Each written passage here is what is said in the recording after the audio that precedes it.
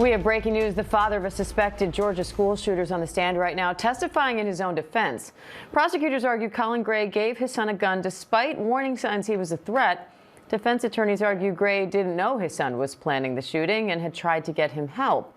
Now he's expected to face questions about why he bought his son that gun and his daughter's testimony that he asked her to cover for him. ABC's Andrew Dimbert's here with more on that. Hi, Andrew. What's the latest from court? So he just took the stand about 45 minutes or so ago, so we expect him to be on there for a couple of hours, if anything. He started by talking about his son's early life, his middle school life, that he was a quiet and shy kid that was severely bullied. Colin saying that he thought taking him outdoors, taking his son outdoors, taking him deer hunting and to a gun range would help them bond.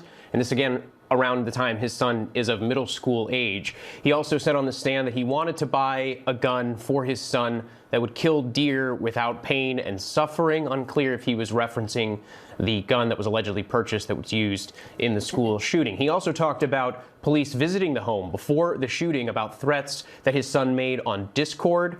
Colin says that he talked to the sheriff and his son. He said repeatedly on the stand that he took this threat very seriously, and he also pointed out that he says police said that they could have taken his son away at that moment and taken the guns out of the home as well if they deemed that this threat was serious. He said that he followed up with the sheriff basically the next day and that the sheriff told him that he didn't think the threat was serious enough. And then listen to what Colin had to say about learning of his son's Google searches.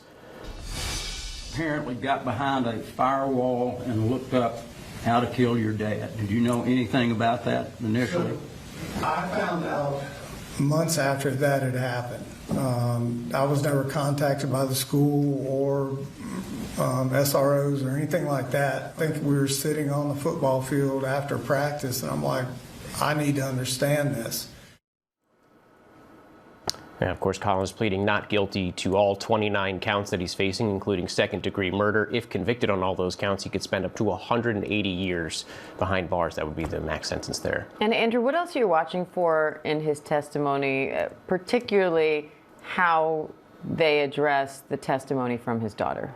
Right. His daughter had testified that essentially he asked her to lie for him about what he knew in the lead up to the shooting. So it'll be interesting to see how he addresses that, how he addresses the issue about other warning signs leading up to the shooting and gun storage as well. He's long claimed that he kept his guns in the master bedroom and that it didn't have easy access. Prosecutors have alleged that Colt had access free and clear whenever he wanted.